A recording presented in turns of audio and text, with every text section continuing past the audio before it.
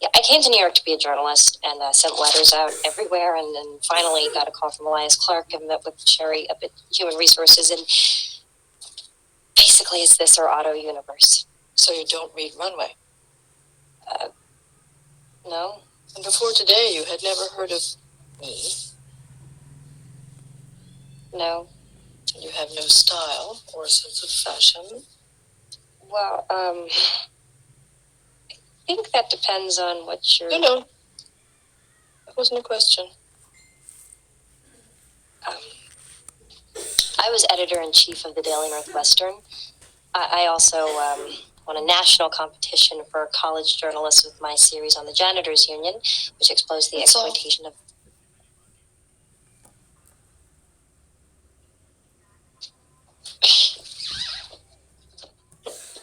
Yeah, okay. You're right. I don't fit in here. I am not skinny or glamorous, and I don't know that much about fashion, but I'm smart. I learn fast, and I will work very... I've got the exclusive on the Cavalli for Gwyneth. But the problem is, with that huge feathered headdress that she's wearing, she looks like she's working the main stage at Golden Nugget.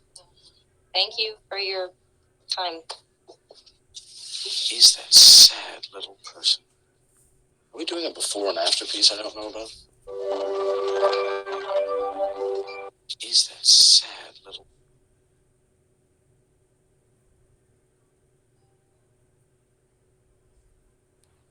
Mom na po. Okay. So, na-end naman na siya. Have you seen that movie? Yes, ma'am. Sa FB po. What's the title of that movie? Anybody? Devil Wears Prada po. So, The Devil Wears Prada. So, this girl who is named Andrea Sass, Andy, is applying for a job. So, what position is she applying to? Editor-in-chief. Enter po. Yes, Miss Casipe.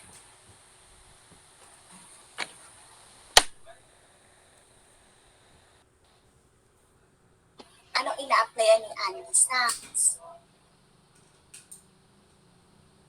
How about Miss Enka?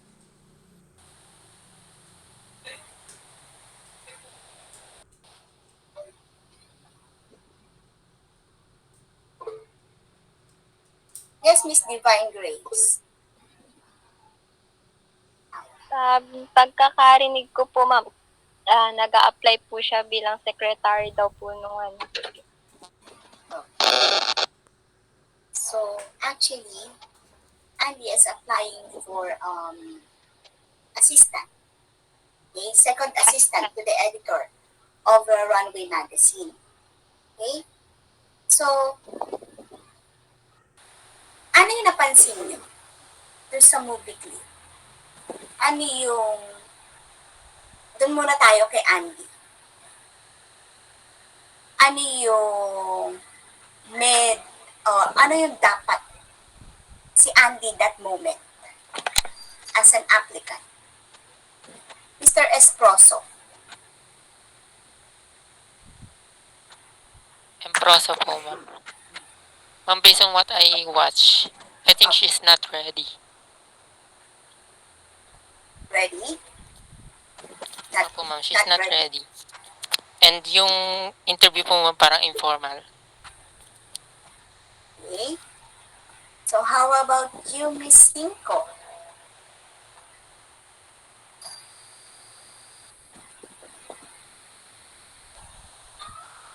What have you observed?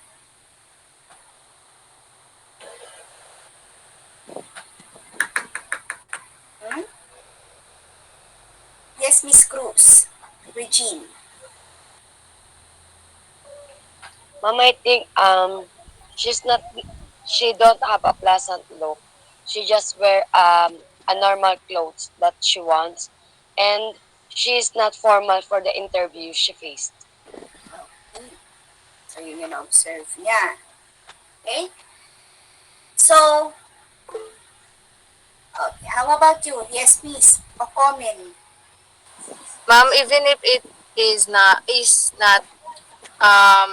walk-in type, it should be structured. Okay? So, if you're going to apply for a job, you're going to apply for a certain job. So, what is the first thing you need to do or you need to know? Miss Guevara. Miss Presenters.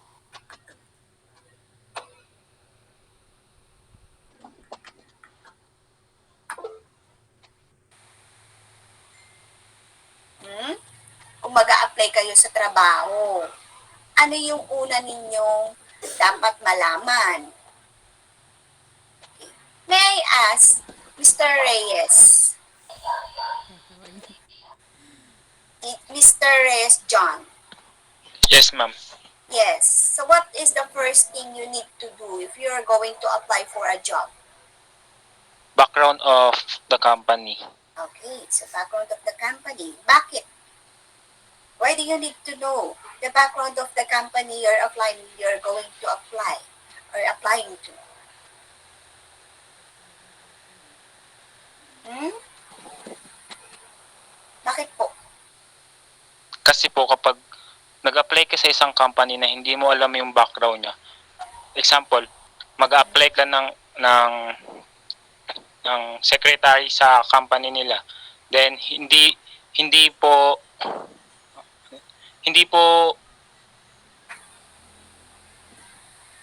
Mhm.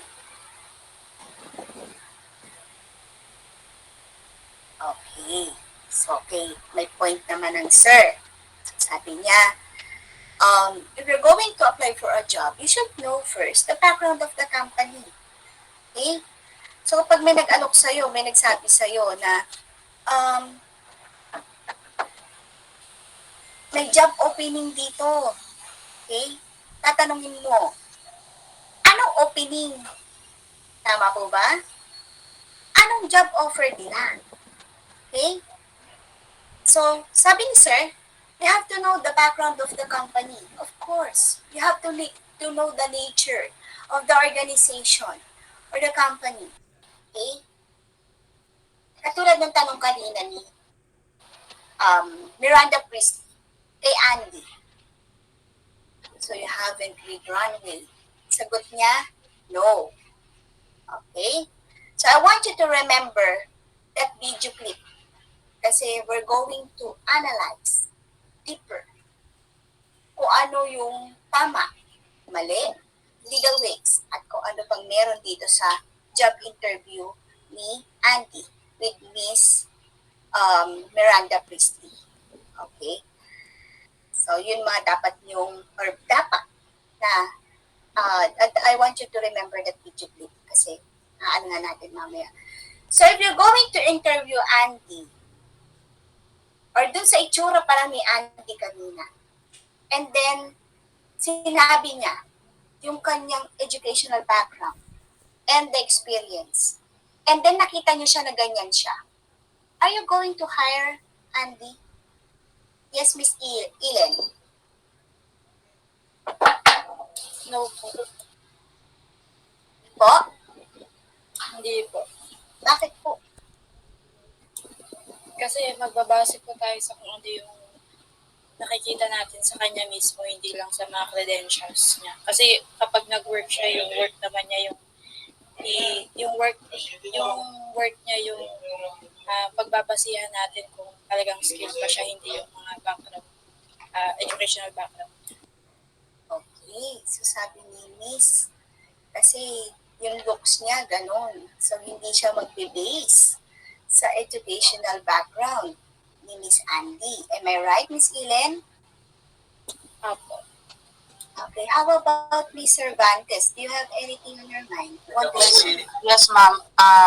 For me, ma'am, if you're applying for the position that you want to apply in the company, you should kumbaga, gagawin mo rin siya, ipapakita mo rin siya by your physically, dapat presentable ka and you are suitable for that job position para mainganyo yung mag-hire sa'yo.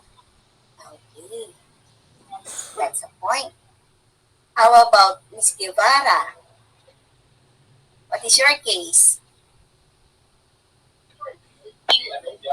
Ma'am, yung sa kay the way po siya magsalita dun sa ina-applyan niya, parang medyo mataas po yung tingin niya sa sarili niya. Kahit kasi alam niya maganda yung credentials niya. Parang medyo yung way po niya ng pagsasalita, parang sobrang yabang po dun sa ina-applyan. So, i-hire mo ba siya? Hindi.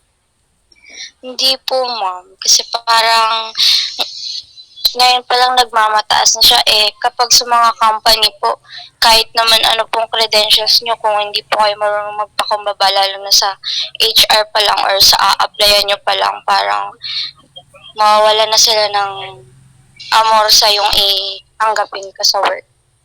Okay. Tignan natin. So, busisiin natin yan after our discussion. Okay? So, first, let's have job analysis muna. Okay? I want you to remember yung mga sagot ninyo, ha? Na hindi nyo tatanggapin si Andy kahit na anong ganda nung kanyang credentials. And hindi nyo siya tatanggapin because of her look, of her appearance, that very moment na meron siyang interview. Okay? So what is job analysis? So it is the process of determining all the necessary information about a particular job. It is the foundation of almost all human resource activities. Okay? And job analysis is necessary for writing job description, selecting employment, evaluate performance, and conduct training programs. Okay. Record information about the tasks involved in the job. Yan yung hinahanap or yan yung binubusisi ng isang job analyst. The knowledge, the skills required to perform the job. The responsibilities and abilities required to successfully perform the task or the job. Yan yung iniisa niya, dinadissect niya. So job analysis provides a way to develop the understanding by examining the tasks performed in a job, yung competencies na required, kung paano ginagawa at gagawin. Paano ginagawa ng empleyado na nandun at gagawin ng isang aplikante yung ibibigay na position sa kanya. So yung job analysis, yung data na magagather niya, magagamit na to. Okay? Saan? Establish and document competencies required for a job.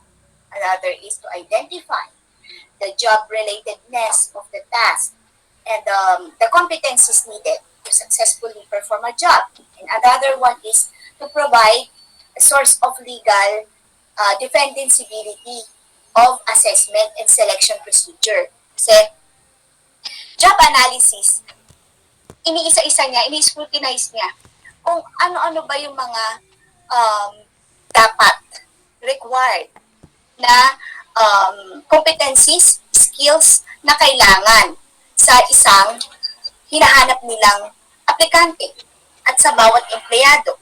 Okay, ngayon, job analysis will be your legal basis. Paano at bakit nagkaroon kayo ng set of standards para i-hire ang taong to or i-hire yung aplikanteng kailangan ninyo. Okay, so that's through job analysis. So what are the importance of job analysis? So writing job description. So this is the written result of job analysis. Kapag natapos ng job analysis, nakuha nyo na kung ano yung knowledge, the skills, and the abilities, and other characteristics na kailangan ninyo para sa isang trabaho. Ito na ngayon, isusulat na ninyo yung job description. So the job analysis and job description serve as the basis for HR activities. Ano ba yung mga HR activities natin? Trainings. Okay? So magbibigay ka ng training for this specific task or job na kailangan. Halimbawa, mag-a-adapt kayo ng bagong program, computer program. So anong gagawin? So dahil this certain position, halimbawa you are in a clerical work and you need to know all the things about Excel, magkakaroon ng training or magkakaroon ng training design or program, nakasali ka. So that is one of the HR activities. Recruitment. Yan, ginagamit din natin yan. So job description is a 2 to 5 pages summary of the task and work activities and job requirements. Ginagamit yan through selections, sa recruitment, evaluation, at sinabi ko nga kanina sa job design. So another is employee selection. So this is the process of determining the best candidate for the given task. So it is difficult talaga to hire or to select an employee for that particular position if you don't have this set of competencies na magiging guide mo or magiging checklist mo na kailangan na i-perform or kailangan ninyo sa bawat aplikante at sa bawat empleyado na meron kayo. Okay? So, the job analysis and job description, ito yung method na ginagamit to select the applicants easily, mas madali. Hindi yung nanguhula si HR ng anong kailangan ninyo. O, nagkaroon kayo ng vacancy kasi nag-retire or nag-retire itong si HR assistant or itong psychometrician ninyo nag-retire na. If you don't know the competencies, the skills na meron dapat ang isang psychometrician, paano ka makakapag-hire ng isang empleyado at mag-fit siya dun sa qualifications ninyo. So that is through job analysis. And also, ito rin yung ginagamit natin para magkaroon tayo ng basis. What kind of test ang ibibigay natin? Okay? Halimbawa, for a clerical applicants, you have this mga secretarial. Okay? Nag-a-apply sila for this position. Ano ba ibibigay mo? Bibigyan mo ba sila ng managerial test? Of course not. So, common test lang na meron sila. So, it could be an achievement test, psychological test, neuropsychological test, personality test, and so on. Okay? So, another thing is develop structured interview question. Yung ginagamit din natin. So, ano yung mga questions, set of questions na pwede nyo itanong with this set of applicants? Pag nagtanong ka sa rank and file, magtatanong ka ba ng tungkol sa managerial style? Of course not. Okay? Meron din tayo mga unstructured interview or interview questions. Pwede din yun. Okay? And nagsiset din tayo ng mga non-related variables in hiring applicants. Ito yung height required, physical attractiveness, minsan sinasama yan eh. Makikita nyo din sa mga advertisements, sa mga ads. Okay? And then we have training. Job analysis yield list of job activities that can be systematically used to create training programs. So it is, what is the implication of job analysis in designing training programs? Ano bang kinalaman yan? Of course, if you don't know the requirements of the job, paano ka magpo-focus sa training? Halimbawa, magte-train ka ng may mga applicants kayo kasi you need sa Jollibee, you need yung crew na marunong sa loob ng marunong mag-operate ng fryer. Okay? Marunong siya nito. Okay? So, anong kailangan nyo? So, of course, ititrain mo sila kung saan sila, kung ito yung position nila or ito yung magiging dito sila ma-assign, yun yung training na kailangan nila. Certain training na kailangan nila. Okay? So, you will create a training program na kakailanganin at kailangan at i-upgrade. If you have this employee na i-upgrade nila or yung applicant na kailangan meron sila at iti-train mo sila. So, job analysis has to do with the training design also. And another is person-powered planning. Job analysis determines workers' mobility. Ano po ba to? Ginagamit nila yung Peter Principle. So, Peter Principle is the principle that people are promoted until they reach the level of which they are not incompetent. Ano po ba yun? Parang ang gulo. Ipopromote mo pero incompetent pala siya. So most of the organization have this policy of promoting the person for the best job.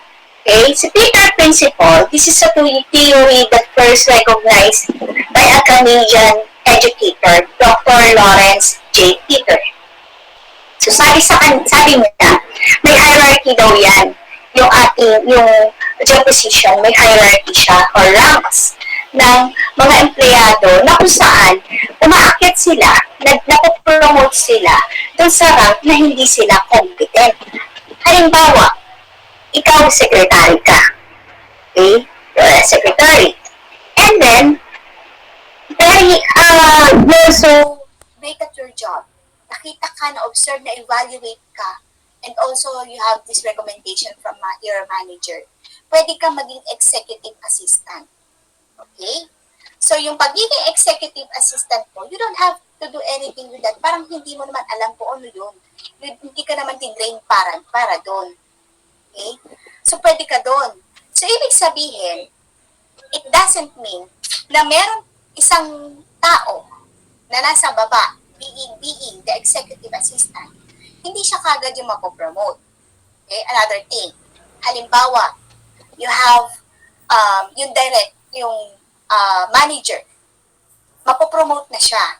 Pwede na siya maging CEO. Okay? And then, this sales manager, kailangan niya ngayon, siyempre, ng successor. It doesn't mean na yung assistant manager niya, siya lang yung pwede. Okay? Meron din pwedeng i-promote dito sa baba. Yung mga sales natin, sales representative natin. Kapag kayang-kaya naman pala niyang gawin itong managerial work na to, okay, pwede yon. Even, hindi naman talaga niya alam kung paano maging isang manager. Okay? So, yun yung Peter Principle.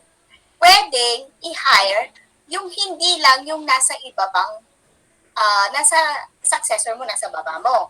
Okay? Hindi porkit assistant manager ka, ikaw na kagad ang automatic na manager. No. Pwede yung mga nasa ibaba pa. As long as you are so competent, you have this ability, you have the skills. Then kapag promote ka nila as the manager, doon mag-i-start ngayon yung pagde-develop sa'yo. You will learn step by step how to become a manager. Okay? Because totally, you are incompetent of the position. So that is Peter Principle. So yun nga yun. So sabi niya, may given hierarchy yan na pipil in ng bawat empleyado. Mga incompetent empleyado. Okay? So that is Peter Principle. Another is performance appraisal. Bakit ba may ganyan pa? Bakit ba kailangan natin ng job analysis? Anong importansya ng job analysis dito sa performance appraisal? So, used to construct performance appraisal instrument. So, a performance appraisal kasi, it should be done regularly to review the employment or the employee's job performance. Bakit? Kasi nga, for incentives, for bonuses, for promotion, okay? Or minsan, para makita kung if you need trainings, so that is job appraisal. And then we have job classification. Okay, job classification, it enables a human resources professional to classify jobs into groups based on similarities in requirements and duties. Okay? Ano ba yung pay levels nila? Saan na sila dapat? Anong level of na sila?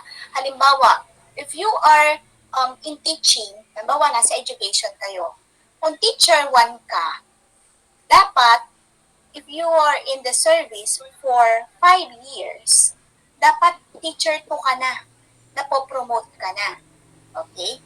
Pero sometimes kasi hindi nakikita yan, hindi na ibigyan pansin. So, minsan nag-i-stay ang teacher ng matagal sa pagiging teacher 1. So, through job classification, yan ang ginagawa. Okay? Similarities ng requirements sa duties. Kung kailangan naman na, kung kaya naman gawin ng isang empleyado, ang isa pang trabaho, because nagkakaroon ng redundancy, pinagme-merge na lang yun. So, Okay? So another is job evaluation. Job analysis information can be used to determine the worth of the job through job evaluation. So ano yun? Yung compensation, okay, na natatanggap natin. It is depende kung paano yung bigat ng trabaho. Okay? So if you were in managerial, of course, you will receive higher income or higher salary compensation. So, depende yan kung nasaang level ka na. So, that is through job evaluation. Yun po ang nagiging sistema niya. So, another is job design. Is to construct, determine optimal way in which a job should be performed. Paano ba yan? So, ang aim po nito is to outline and organize tasks and the responsibilities of a single unit of work para malaman kung naa-attain ba, ng isang empleyado o ng isang grupo ng mga empleyado yung goal or yung objective ng organization. Okay, paano yan? Through job simplification. Ano po yun? Kino-combine natin yung task. Yun nga, sabi ko kanina, if we have this redundancy, pinagsasama na. Si secretary, pwede naman siyang mag-edit at the same time, kaya niyang i-type yung kanyang ini-edit. So, pwedeng i-merge na yun sa iisang tao lang. Or eliminate task. Halimbawa, meron naman tayong pwedeng maging worker na pwede siyang mag-operate ng ganito. Pwede siyang mag-operate ng isang kaya niyang i-operate itong machine na to. At the same time, pwede na rin niya i-take notes. Okay? Meron naman na tayong bookkeeper. Bakit kailangan pa natin siya din na mag-take note? Okay? Nag-ooperate na siya. Baka mamaya mawala ang focus niya. So, i-eliminate natin yung task na yun sa kanya. So, that is job simplification. Another is job expansion. Niro-rotate through rotation. Dati, nasa kitchen ka lang. The other day, sa dining ka na. Okay? Or pwede ka din maging cashier. So, ini-increase natin yung responsibility ng isang employee. Work teams. I-integrate natin yan. Kaya ng i-merge or kaya ng pagsama-samahin yung trabaho ng isang grupo. Pwede nang magkaroon ng integration. Okay? So, in short, yan yung ginagawa para magkaroon or yung design kung paano mapapadali at ma-achieve ng tama yung objectives and goal of the organization. Then we have organizational analysis, diagnostic business process that can help organizations understand their performance, look for problem areas, identify opportunities, and develop a plan of action for improving performance. So in short, nire-review nito yung basic components of an organization. Ano ba yung basic components niya? Pwedeng yung managerial style niya. Okay? Yung relationship ng organizations sa mga empleyado. O how the employer treat the employees. So from them, tinitignan.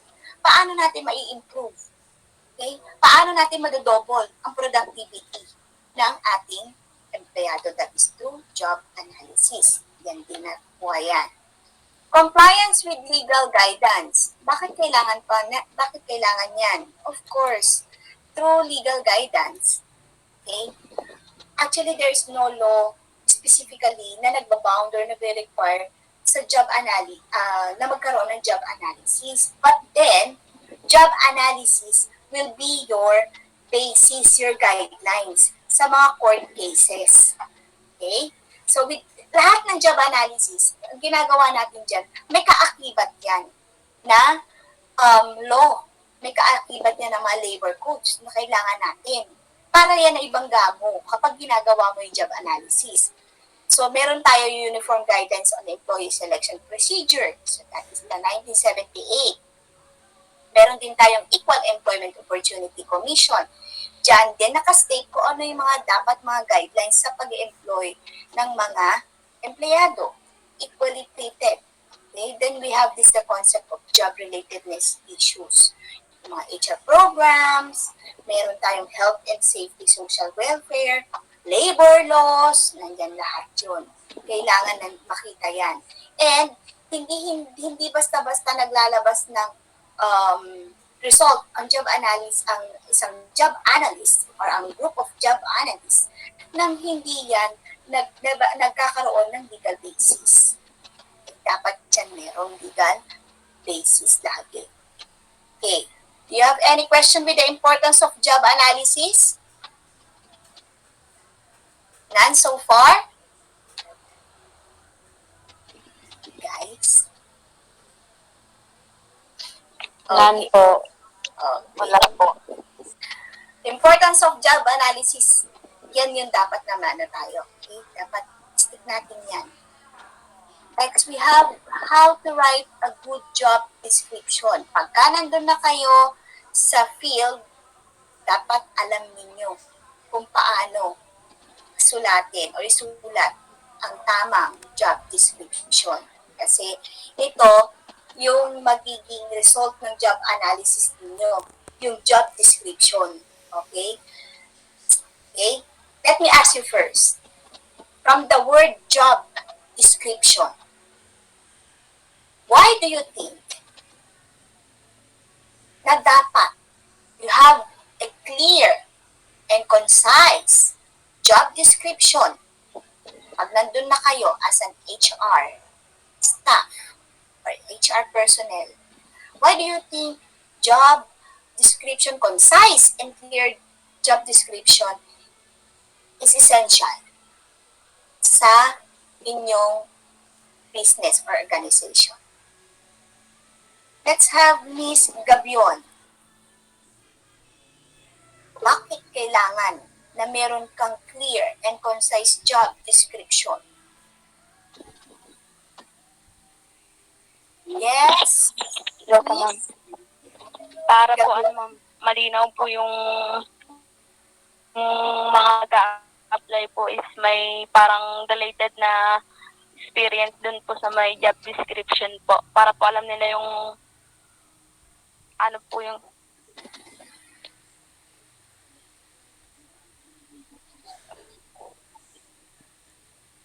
Okay. How about thank you, Miss.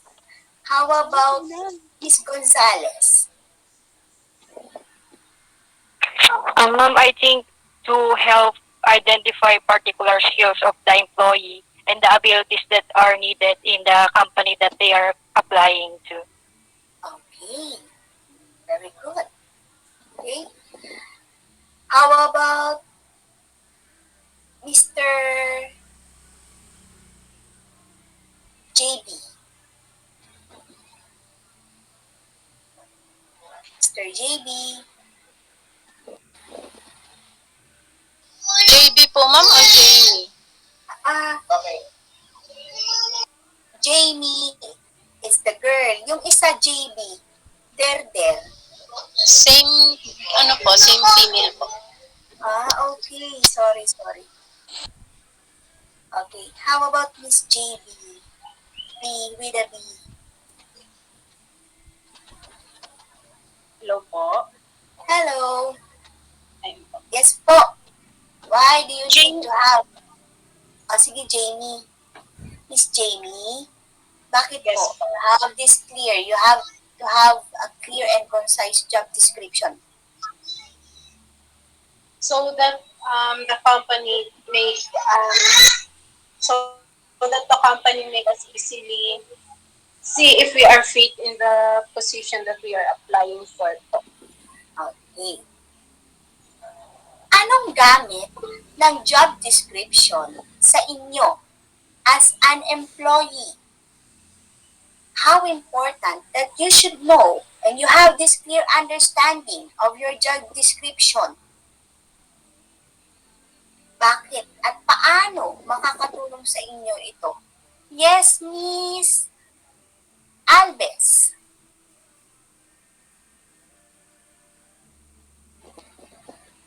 Ma'am, pwede po paulit ng question. Okay. Why do you have to have a clear understanding of your job description as an employee?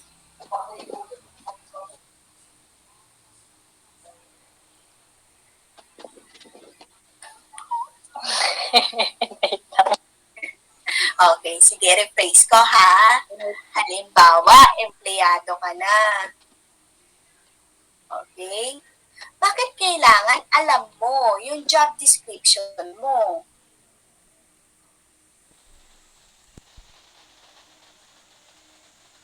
Ma'am, para para alam mo din magiging trabaho mo doon. Tsaka pag tinanong ka po sa HR. So, how about you, Miss Mr. Del Rosario? Why Ma'am, do you... para po pag Hmm? Ma'am, para po pag halimbawa kunyari, naging empleyado na po ako. Opo. Tapos yung kinuha ko pong trabaho, kinuha ko pong position, ganito lang. Halimbawa.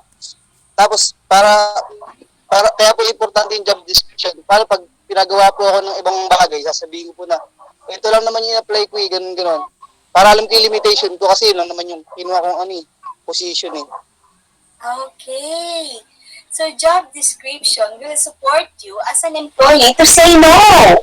Tama mo ba? Yes, ma'am. If you know your job description, you have this clear understanding of your job description, you know your limit. Alam mo lang kung hanggang saan ka.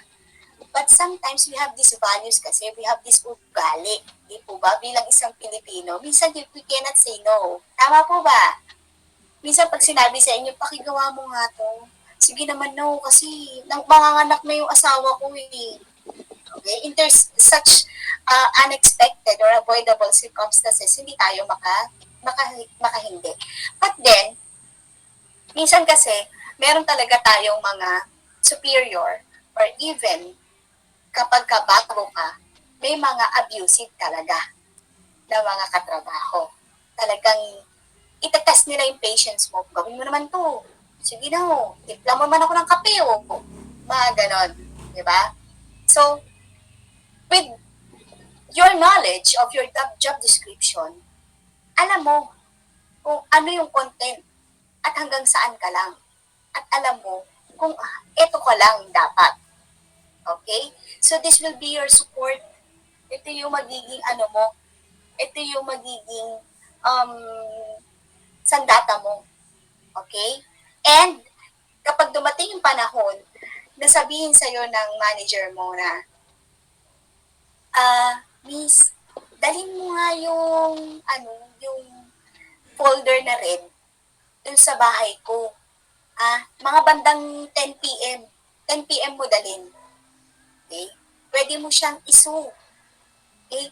Pwede mo siyang isu at pwede mo ipang laban sa kanya is your job description. Aba, beyond office hour. Kahit na ba sabihin na kahit na OT ako padadalin mo ko sa bahay nyo talaga ng 10 p.m.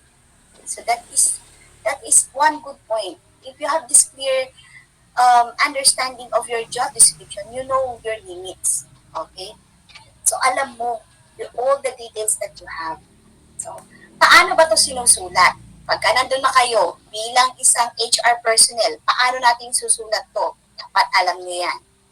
So, ito yung pwede nyo maging trabaho. So, it requires having a clear understanding of your job. Yung sabi natin kanina, very good yung yung talakayan, di ba? Tama nga naman, minsan talaga may abusive talagang mga kasamahan or even mga higher up. Okay? So, meron tayo 8 sections of job description. So, we have the job titles, brief summary. So, we have the work activities, tools, and equipment used, work context, performance standards, compensation information, personal requirements. Hihimayin natin yan. So, ano ba yung job title? So, accurate job titles describe the nature of the job. aids the employee in selection and recruitment, affects perceptions of the status and worth of a job.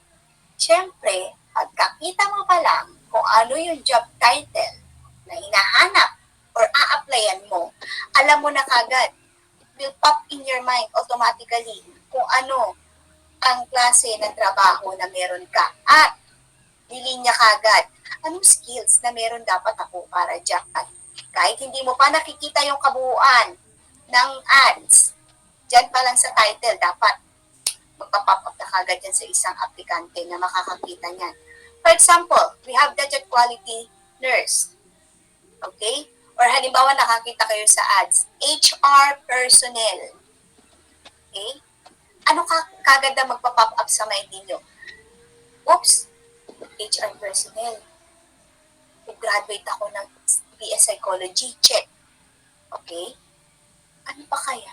Oh, sabi, di ba pagka HR ka, dapat, well, knowledgeable ka pagdating sa mga psychological tests, sa mga theories, personality, mga theories, psychological theories, and principles, mga approaches. Okay? Yun kagad, lilinya sa'yo kagad yun.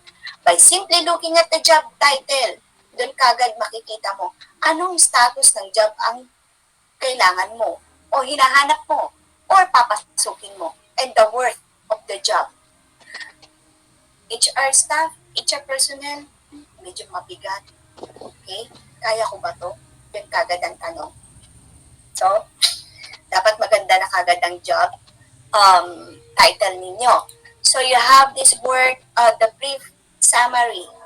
Briefly describe the nature and purpose of the job.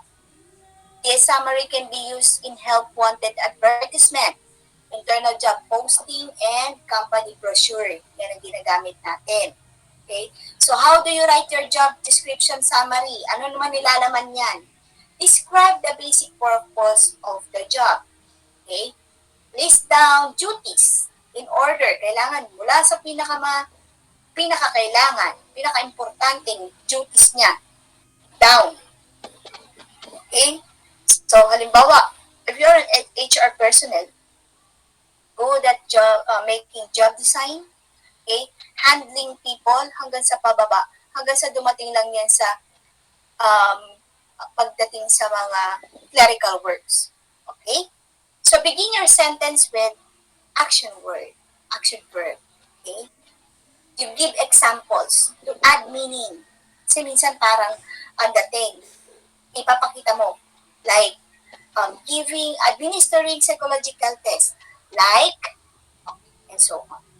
You assume the reader knows nothing about the job. Siyempre, kapag ka ikaw as an applicant, pag naghanap ka ng trabaho, hahanapin mo kung ano yung mag-fit sa'yo. So, pag ikaw ang HR na gumagawa ng job description, okay, i-assume mo na kunwari, yung naghahanap ng trabaho, wala siyang alam tungkol doon, hindi niya alam kung paano gagawin ang trabaho. Nakapaloob yun sa brief summary, okay, na ginagagawin ninyo. Now, work activities. List the task and activities in which the worker is involved. Yung duties niya, nagagampanan niya. Okay, just like the example that I have in your screen. As a nurse, plan, organize, and direct nursing department, quality education and activities, and so on. Ilalathala mo sa kanila yan. Ibibigay mo kung ano yung mga duties na kailangan nila. These are the tasks and activities na kailangan na kanilang gampanan. Okay? So, dapat it is easy to read and understand. Don't make use of technical terms as much as possible. Kasi para ka namang naghahanap ng sobrang taas. Okay? Napaka-cognitive. So, you make your work activities or the list of duties understandable and easy to understand. Para yung mag-a-apply sa'yo, alam niya kagad kung tama ba at mag-fit siya doon sa mga binigay mo na mga qualifications. Then you have the tools and equipment use. It includes all the tools and equipment used to perform their work activities. Okay? Yung information dito sa section na to is used for employee selection and training. Halimbawa, you can ask during the interview, you can ask the applicant, marunong ka bang gumamit ng cash register? Kaya mo ba mag-operate ng crane? Marunong ka bang gumamit ng jackhammer? Okay? Kung ang hinahanap mo is sa construction. Or, if you're looking for sa graphic, pwede mo siyang tanungin, marunong ka bang gumamit ng GIMP? Kaya mo ba mag-AutoCAD? Okay? Or, kung kailangan naman natin yan, at kailangan natin sa company na natin, sa mga employees natin, dahil in-update natin yung job description ng bawat empleyado natin, pwede itong maging basis for trainings. Paano? Yun nga, halimbawa, you will adopt a new computer program. Okay? Bagong program ng makakatulong sa department o sa sale. O, anong gagawin? Train the employees in the sales department para maka-adapt sila dito sa new program na to. Okay? So next, we have the job context. It describes the environment in which the employee works and should mention stress level, physical demands, level of responsibility, temperature, number of co-workers, degree of danger, and any other relevant information. Dapat nandito yan. You know what? Job context, it will provide the disabled or the PWD applicants with the information na kaya nilang ma-determine kung ano yung abilidad nila na pwede dito sa trabaho na meron doon, na a-applyan nila. Halimbawa, they were looking for a secretary. Okay, nakita naman doon. Medyo you have medyo disabled ka. Kasi nagkaroon ka ng polio ng bata ka. So, titingnan mo, naku, pwede kaya yan? Ang office kaya nila, naku, nasa second floor. Baka hindi ako pwede. So, X na kagad yun. Hindi ka na pwede doon. Or, if makikita mo naman doon sa background nila ng company na, okay. So, dito ka naman pala. Ang office nila sa ground floor lang, or they have naman elevator na pwede kong gamitin, why not? Kahit na PWD ako, I have this equal opportunity. Okay? As long as mag-fit yung iyong ability to perform the job. So that is in job context. Kailangan makita nila yan. Okay? Work performance. Job description should outline standards of performance. It contains a relative brief description of how an employee's performance is evaluated and what work standards are expected of the employee. Ano po yan? Okay? These tasks and activities. So, these are yung mga yung makikita niya, yung paano ma-evaluate yung ating mga empleyado. Paano makikita kung ikaw ba ay dapat na ma-promote? Ikaw ba, yung work mo ba is redundant na kaya nang gawin ni Ana? Okay, o kaya na ba natin emerge itong position na to? Okay? Or this type of position or kailangan na ba natin expand kasi parang ang hirap na parang sa isang empleyado lang na bookkeeper na siya, secretary pa siya ni sir. Do we need to have a separate person para gawin tong job na to? So that is through the evaluation. So yun na sa work performance, makikita yun. Then we have compensation information. It contains the information of the salary grade. Pero hindi mo kailangan ilista at isulat yung kabuuan ng sweldo niya. Pwede mo ilagay doon kung ano lang bracket. Kung saang salary grade lang naaakma yung hinahanap mong trabaho. Halimbawa, you are looking for a nurse. Kung saang salary grade ba kailangan yan? Or anong salary grade ba ang isang nurse? Okay? Salary grade 15 or 13. So doon daw nagre-rate yung ating yun yung salary ng isang nurse. O kapag teacher ka, ang entry level mo is salary grade 11. Okay, dun makikita yon. Makikita yon sa yung job description. Salary grade 11. Pag nakita mo sa ads or naglabas ng ads ang school, hindi niya ilalagay yung total or yung exact amount kung ano yung magiging salary mo.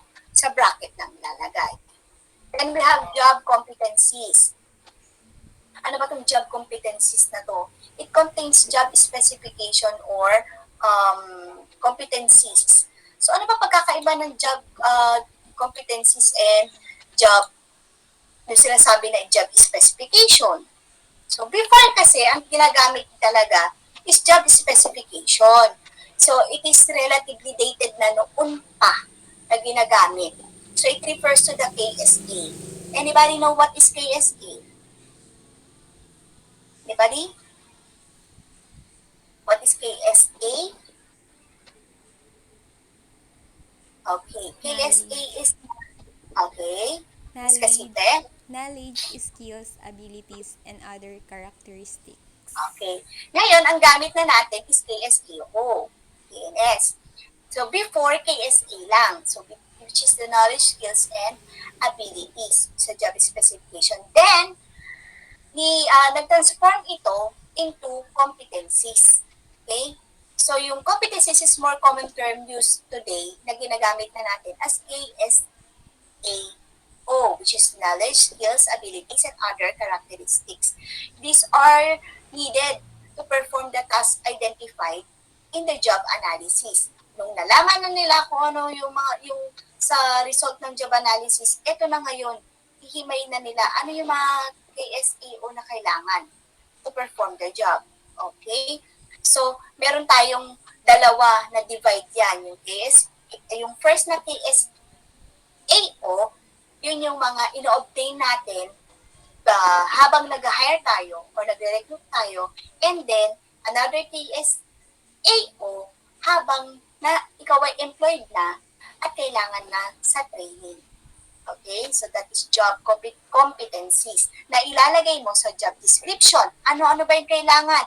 Utilizes every possible opportunities. Katulad din dyan. Kasi karugtong yan nung sa kanina natin sa job title na naghahanap ng nurse. Okay? Ano ba yung mga kailangan mong competencies being the nurse? Utilizes every possible opportunities, has a written career development plan, accepts criticism and suggestions, and so on. Okay? How to prepare? Teka lang, balik tayo dito. Any question sa 8 parts of job description?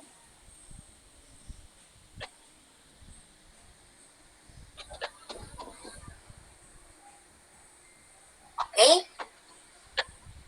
Okay, not so far.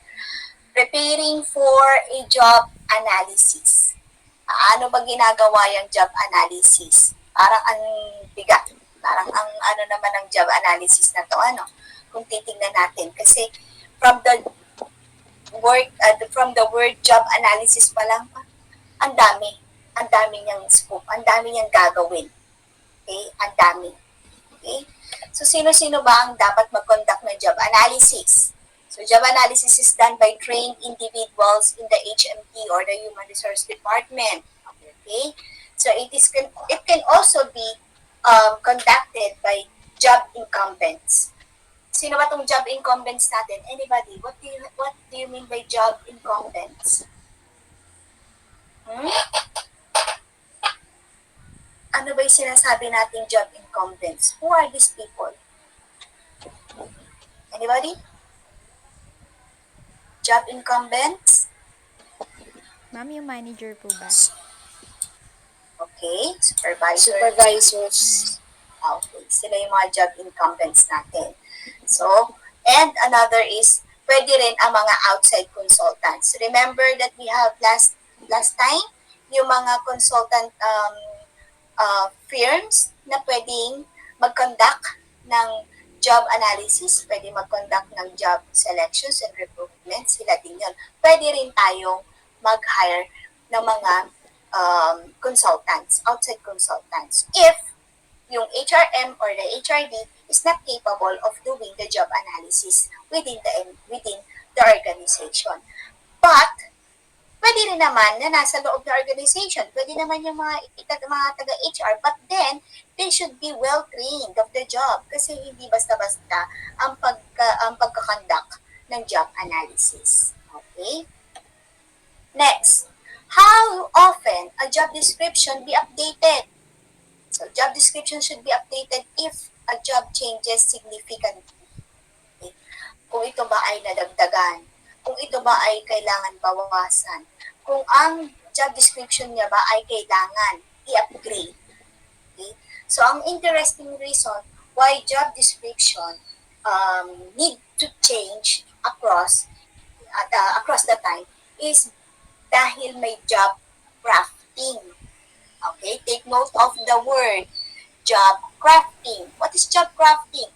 It is the process of pagdadagdag ng mga task na i-expand yung scope of work ng isang empleyado. It can either be added or remove the task they do not know. Okay? So, yun yung process kung saan pwedeng i-eliminate, i-expand, i-rotate, i-merge ang bawat task ng isang empleyado through job crafting. Okay? Next, which employee should participate? Sino-sino ba yung dapat nakasali dito? So, participation will be depends on whether the job analysis is committee-based or field-based. So, meron tayo niyan. So, may tinatawag tayo na committee-based. The job analysis, a group of subject matter experts. So, those are the SMEs. Okay, employees, supervisors need to generate the task performed, the condition under which they are performed. So, magkakaroon sila ng conference tungkol sa mga trabaho na kailangan. Okay? Ano pa yung mga dapat nating gawin? Okay. Yun yung committee-based analysis. And then we have the field-based job analysis. The job analyst individually observes a number of incumbents out in the field. Sila yung mga i-observe mo. Sila yung mga titignan mo. Okay? Yung during the observation, nandun si job analyst. During the work time, nandun si job analyst. I-observe niya. Okay? So, minsan, they have to interview randomly those employees na nandun sa field. At tatanungin nila, i-interview nila. Yung sagot, it will depends kung gaano ba palalawakin ni analyst yung kanyang tanong based dun sa trabaho na piniperform ng isang empleyado. Okay? So, participants should be selected randomly. Okay? Dapat may representative yan. Bawat category. Okay? So, saan ba yan? Yung job competence, dapat may representative. Yung race, kasi minsan nagkakaroon tayo ng problema. Especially kapag meron tayong mga nagkakaroon ng problema. Kapag sa America, they have conflict kapag yung mga white and the mga black Americans na magkakasama sa trabaho. So, dapat meron representative ang mga white and the black Americans. Yung race kasi, minsan nagkakaroon ng clash. And then gender. Then you have educational level, then personality and viewpoint. So, dapat yan, nagkakaroon ng bawat representante. Hindi yan dahil lang sa based on your observation. So, that through interview, nagkakaroon ka rin ng input. Okay? Na nanggagaling sa kanila mismo. So, that is the preparation for job analysis. Then we have the steps in conducting job analysis. Ano ba yung mga steps na meron tayo kapag ginawa na natin yan? So you have to identify major job dimensions and the task ng bawat dimension na yan. Ano ba yun? Kailangan malaman mo muna ano yung tools at equipment nila, ano yung mga competencies na kailangan. Okay? Mag-gather ka, paano mo i-gather yung mga information na yan. Okay? So that is by identifying first, identify, task, perform. Paano ginagawa yan? You gather existing information. This information obtains by gathering or by, minsan ginagawa natin yan, ginagawa ng isang HR. They go back dun sa mga journals and previous interviews and datas, archival that they have na para maging basis nila for their job analysis. Ito yung ginagawa para din makita nila kung nag-jive ba yung mga information that they have on this current interview from the previous research or analysis na nagawa before. Okay? Observing performance, actual performance of the job. Yan, pwede natin yan. Pwede yan magamit habang para mag-gather ng data. Another is interviewing subject matter experts. Sila yung mag-i-interview. Paano? Pwede yung group, pwede yung individual. So you have, pwedeng magkaroon kayo ng one-on-one. Or pagka-group naman, panel. Or pwede naman yung panel, pwede din naman group of people. Kaya lang, ang problema kasi pag group of people, they have their own opinions. So, pagka-clash, dadami. Hindi mo na malaman tuloy kung alin ba yung opinion lang niya based on his principles or sentiments or based ba to sa kung anong meron ang grupo. Okay? So, you have to be careful kung ano ba yung, paano mo i-weigh yung sagot ng group or as an individual or kung meron ba siyang perception or meron ba siyang kinalaman or meron ba siyang idea na kasali ang buong grupo. Okay? Then what are the guidance to be followed? Prepare for the interview by announcing the job analysis to the employees well in advance by selecting a quiet and private interview location. Dapat lahat ng mga kasali, lahat sila, alam ang purpose, bakit magkakaroon ng job analysis. Okay? Maybe for promotion kasi nga nagkakaroon ng job evaluation or magkakaroon ng expansion or anything. Okay? Everybody should be aware of the purpose or the goal of this interview. Hindi pwedeng basta tumawag ka lang ng empleyado mo sa loob ng conference room. Matatakot yun. It will create trauma. Okay? Sometimes kasi may ganun tayo eh. Pagka pinatawag ka sa office, ang connotation mo kagad, may nagawa ba akong mali? Okay? Baka nakasira ba ako? Or something like that. Okay?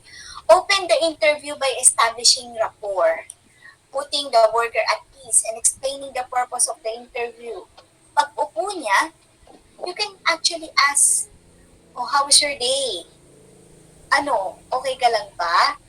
Yung magkakausap kayo na parang hindi boss, hindi kayong, okay, please sit down. Yung ganun agad. Please sit down. Okay, I'm going to ask you questions. Just tell me honestly, ano ba yung mga ano ba sa tingin mo ganun? Kasi, ang magiging, niyan, si interviewee mo, mamimili lang siya ng sasabihin sa'yo. Hindi siya magiging at least. Magiging, yung pipiliin niya, yung sasabihin niya. Okay? And, ang result nun, wala kang magagather na tamang data. Okay? Conduct the interview by asking open-minded question. Open-ended. Pag nagtanong ka, avoid using technical terms. Use layman words. Yung hindi mararamdaman ng ini-interview mo na boss ka. Hindi yung magtatanong ka ng napaka-cognitive. Halimbawa, itatanong mo, do you think the managerial style of Mr. Reyes is very good than other? Okay? No. Don't use technical terms na sa tingin mo parang mag-iisip pa siya or magiging, sir, ano po yun? Ano po yung ibig sabihin nun? Especially when you are interviewing rank and file doon sa mga empleyado natin doon. Okay? As much as possible, give them time to talk. Give them time to explain. Pagkwentuhin mo sila. Kasi most of your employees, very proud sila sa kanilang trabaho. Gusto nila nagkukwento ng detail sa kanilang task. Especially kapag talagang excited sila at mai-interview sila. Okay? Give them time para makuha mo. Ano ba talaga yung gusto mong makuha? Ano yung purpose ng job analysis? Or ano ba yung talaga yung pick ng iyong pag-i-interview sa mga representative na to? Okay? Next.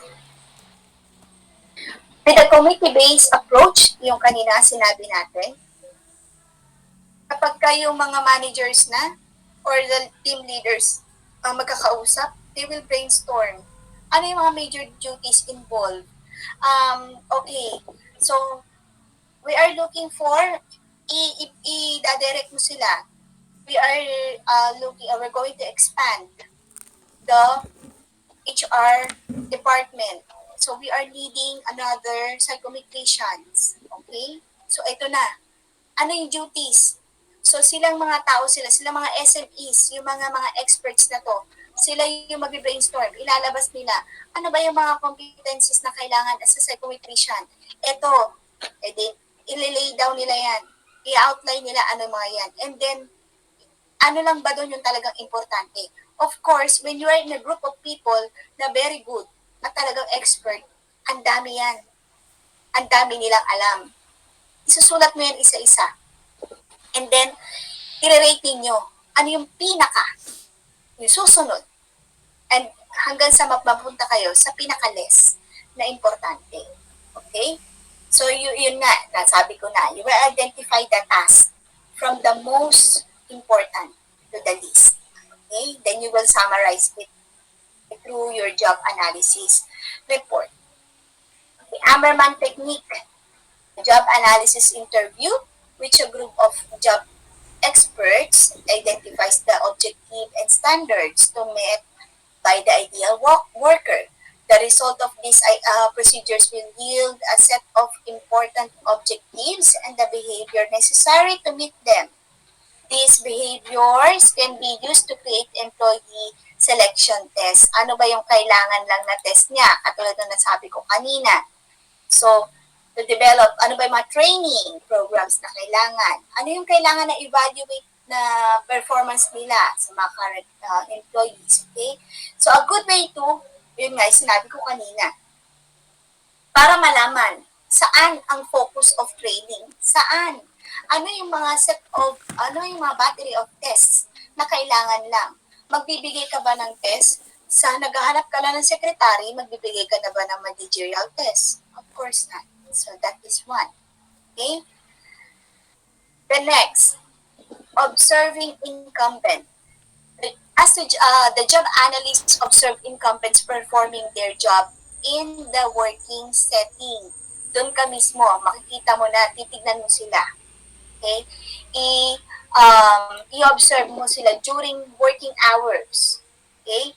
So observation is very useful. Job analysis method. Napakadaling gawin yan. But then, may disadvantage siya. Ano yung disadvantage? Can you tell me? Once you were being observed, halimbawa, yung job analyst, you-observe ka during your working hour. Anong disadvantage nito sa'yo as the analyst? Yes, Miss Espiritu.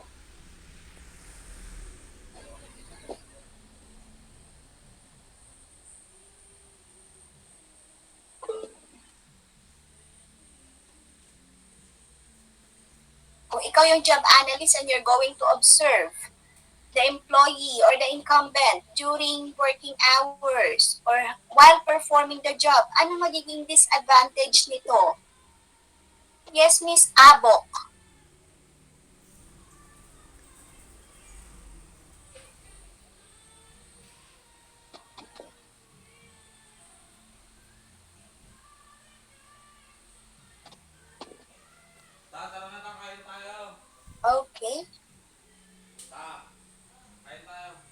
Mr. Magno?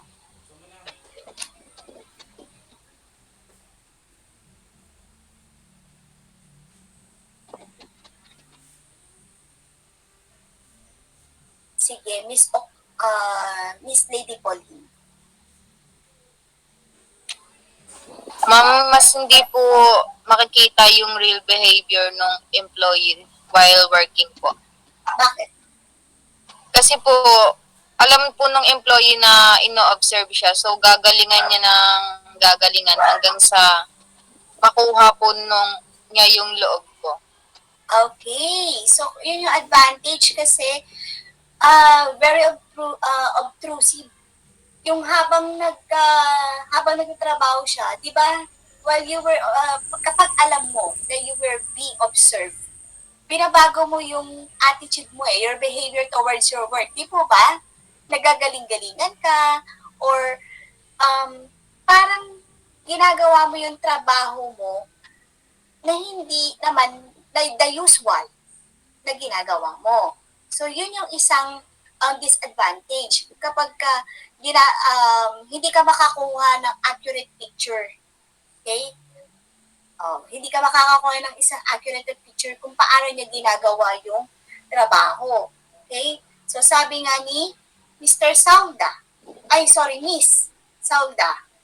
Yes, do you have anything on your mind? I wanna hear your voice. Ma'am, almost same lang din po nung sinabi ni Pauline. Ano po? Na ano po kasi, pag alam mo po kasi na ino-observe ka nung observer po, may tendency po na hindi mo ipakita yung usual mong action sa trabaho doon sa nag-o-observe po. Okay. So, yun nga. Kasi, di ba, binabago natin or minsan, hindi naman ito tayo, ginagawa natin, medyo babaguhin natin yung working style natin. Just to impress. Am I right? To impress the observer or the analyst. Tama po ba? Opo. Okay. So, hindi nagiging accurate tuloy yung input na gusto mong makuha. So, another one is, job participation. Okay? Okay, meron din kasing ganon. Pero halimbawa nga daw, paano kung covert and overt po, di ba? Can you expand that, Miss Palacio? Yes po, ma'am. Miss Palacio. Can you expand that? Ma'am, Your narinig idea, kayo tanong mo, paano kung, pero ma'am, may covert and overt po, di ba? Ma'am, naririnig po? Opo. Ayan. Ma'am, di ba may observation po kasi na overt and covert? Well, pag sinabi po natin covert, ito po yung hindi alam ng participants, yung na ino-obserbahan po natin siya, which means possible po na makakuha tayo ng accurate and makukuha po natin accurate na behavior nila as employees. Well naman daw, dun po sa may overt, dito naman po yung yung katulad po ng sinabi nila, hindi po accurate and medyo weird sa pakiramdam ng employees na inoobserbahan po sila, kaya po aware po sila sa nangyayari sa paligid nila. Okay. So during job analysis kasi, everybody should have this clear understanding of the purpose of the job analysis. But then, minsan nga, we do this quiet observation. Okay? We do this observation na hindi minsan nila alam na sila yon. Okay?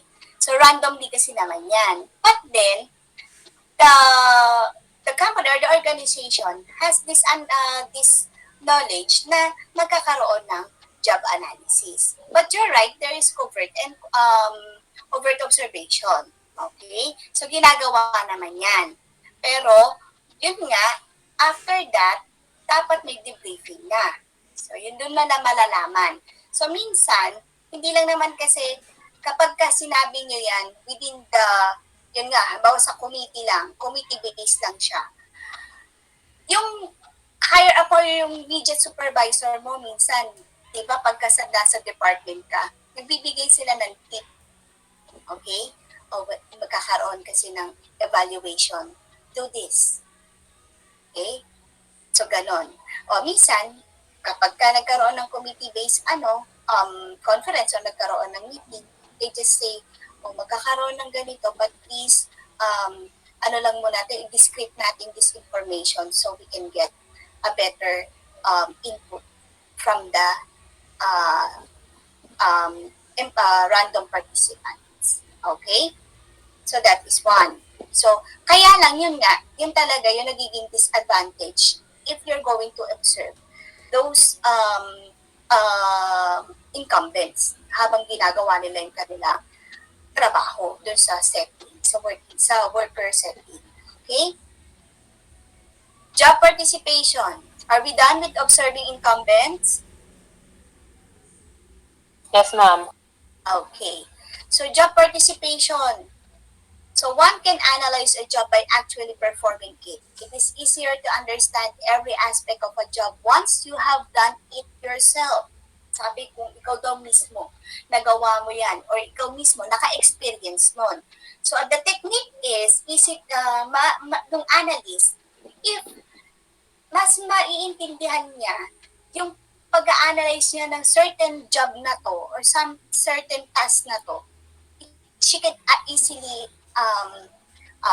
specify the duties if he herself performed the job.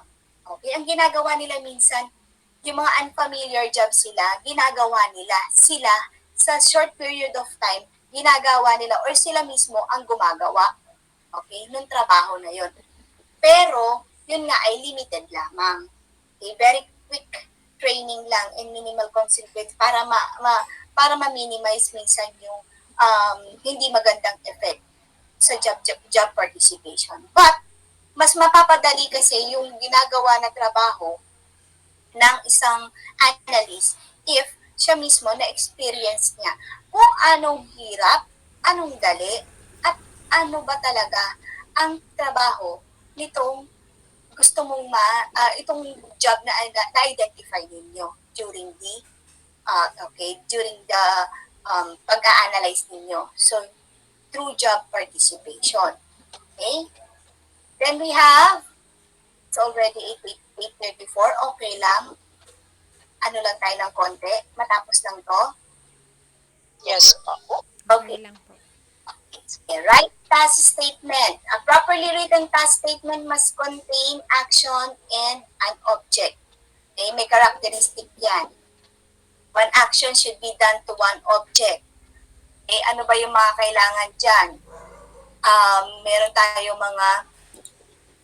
this one is the task statement should be at a level that can be read and understood by a person with the same reading ability as the typical job incumbent. Do not use some technical terms. Only HRD staff can define. Halimbawa, hindi naman niya alam kung ano yung tungkol sa psychological test, MMPI. Huwag ka maglagay ng ganon. Okay? So, as task statement should be, all task statements should be written in the same tense. Okay? Use present tense. Drive 10-wheeler truck. Use shorthand technique. Administer psychological test. Ganon, kapag naglagay po kayo. Okay, another is, the task statement should include the tools and equipment used to complete the task. Ano-ano yung mga kailangan ninyo? Kailangan bang, may gagamitin ba na jackhammer dito? Gagamit ba tayo ng isang malaking 10-wheeler truck? Mag-ooperate ba ng crane? Kailangan ko ba I am adept of using Adobe AutoCAD or Acrobat? Kailangan ba marunong ako sa Photoshop and so on? Okay? Dapat nakastate yan. Task statement should not be competencies. Be a good writer. Hindi yung kailangan nakasulat doon. You should be, kailangan you are good at this. Okay? Hindi yung puro competencies ang kailangan mo. If the position to be filled in, ang kailangan, kung kailangan ay computer literate, edi ilagay mo yung kung kailangan, kung computer literate talaga siya. Okay? So, task statement should not be a policy. Treat people nicely. Hindi ganon. It should not be done na parang parang ang bigat ng mga task na gagawin. Okay? So, dapat kapag ka nagsulat ka ng task statement, yung maiintindihan ng empleyadong mag-a-apply o mismo ng mga empleyadong gumaganap dun sa mga trabaho. Okay? Okay, task statement should make sense by itself. Hindi ka naman maglalagay dyan ng katulad niyan, make photocopies. Do not provide as much details. Hindi mo kailangan ilagay na make photocopies of transactions for union members. Okay? O kaya, can drive 10-wheeler truck. Hindi mo naman ilalagay doon na can drive 10-wheeler truck with 10 wheels with and everything. Okay? That weighs and then can transport to so on. Okay? For those activities that involve decision making, the level of authority should be indicated. This level lets the incumbent know which decisions she can make on her own and which she needs approval for from a higher level. Of course, kapag naman kaya mo ng desisyonan yan at sa tingin mo naman you have this you have the right as a manager or as that incumbent do so. Pero kapag yan ay sa tingin mo need legal action or kailangan talagang ipagpaalam at kailangan naman talaga ng approval from the higher ups, is do. Kasi hindi pwedeng gagalaw ka lang ng naaayon sa perception mo, naayon sa principles mo. Okay? So yun. You do not have to, kailangan pag gumawa ka ng decision, it should be balanced with the policies. Kailangan may legalities. Kailangan ito ay dumidepende sa kung anong merong rules and regulation ng inyong organization or the company. Okay? Step 3. Rate task statement. Conduct a task analysis using a group of SMEs. Okay? Yung rate task, halimbawa, naglagay na sila ng mga task, yung sinabi ko kanina, i-rate nila yan kung ano yung pinaka-importante hanggang sa bumaba sa hindi masyado. Okay? Then we have step 4. Determine essential KSAO. Ano na yung mga kailangan at ano ba yung mga kailangan dyan? Yung skill, knowledge, and abilities and other characteristics na mga kailangan. So, ililista yan. Ano yung mga essentials, okay, to perform the job. So, yan ay sinabi kanina na meaning ng KSAO. And you have the step 5, selecting tests to top KSAOs. Determine the best method to top the KSAOs needed at the time of hiring. This method will be used to select new employees and include such methods as interviews. Okay? Work samples, ability tests. Okay, yan ang mga battery of tests. Reference checks, integrity tests, biodata, or sometimes nagkakaroon tayo ng actual demo para po malaman natin kung ano talaga, kung talagang meron siya nitong KSAO na to dun sa mga newly applicants. Para naman sa mga nandun na sa mismong trabaho o dun sa mismong empleyado natin, same thing, para malaman natin kung saan tayo magpo-focus na training. Okay? So, yan yung first half of our module or of our lesson. We'll be having the using other job analysis and so on next week. Any question, guys? Wala na po. Ayan. Gutom na po ba? Yes, Jamie. Ma'am, yung regarding po sa overt and covert, di ba po kahit sabihin nating covert ang pag-o-observe ng isang observer, meron pa ring alam ang inoobserbahan doon. Kasi ngayon sabi ko na minsan, meron talaga tayong, kasi di ba when you're doing an activity in a organization, lahat ng members should be aware of. Kasi kailangan alam nila. But then, and halimbawa sinabi niyo dun sa committee or nagpatawag kayo ng meeting na matataas ng mga TL or ano, minsan nagkakaroon din ng leak. Kasi you want to protect your department also. Okay? Siyempre, you want to, aside from protecting them, you want to get the best input na maibibigay ninyo or na makukuha dapat ni analyst. Okay? Especially when you were, halimbawa nagkakaroon ng promotion. Di ba? Magkakaroon tayo ng promotion. Siyempre, as a team leader, I wanted my team na magiging maganda ang impression niya. Kahit na sabihin, i-discreet namin yung sasabihin. Okay, i-discreet namin muna yung tungkol dito because we're going to observe, or the analyst or the HR, we're going to observe yung team ninyo. In a way, magkakaroon ng leak. Okay? Okay po? Naiintindihan niyo po? Yes po. Ayun. So, yun din. So, kasi minsan, ginagamit naman talaga yan yung covert and overt observation. Pero, there are some circumstances na talagang minsan pumapasok or nagkakaroon ng glitch or nagkakaroon talaga ng problema or nagkakaroon ng leakage para magkaroon ng, yun na nga, minsan nagiging disadvantage din kasi hindi talaga makuha ng tama. Okay? Hindi makuha ng tama or hindi ganun ka-accurate yung input minsan. But then again, hindi lang naman through observation ang gagamitin mo during your during the procedure of job analysis, di po ba? Okay? So, pagka may observation ka, and you are the analyst, at hindi mo nagustuhan, or sa tingin mo, hindi akma, yung nakikita mo, parang there's something wrong, or there's something na parang hindi jive, based on your outline, based on your, sa mga naka-outline sa yung competencies, or dun sa mga, ninyo, mga duties and na meron kayo, or sa standards na meron kayo. Another way is by interviewing, di po ba? You will interview the person. Okay? O, during this, so lalabas na yon. Okay? Aside from interviewing the person, another way is interviewing the colleagues, yung mga co-workers. Another one. Okay?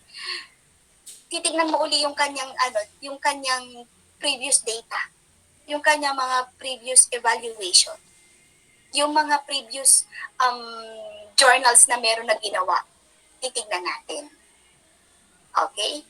So, yun nga, easy way of doing your job is by observing. But then again, may mga disadvantages. So as an analyst, hindi ka mag-i-stick lang sa observation. As much as possible, do all the methods that you have na kaya mo. Okay? Ano pa ba yung other methods? Yun ang pag-aaralan natin next week. Do you have any question? None po. None, ma'am. Okay na. Okay. So, next week, we're going to continue this this discussion that we have. So, for now, pahinga na po and thank you and God bless. Thank you, ma'am. Amen. Thank you, ma'am. Thank you po, ma'am. Thank you. Thank you po.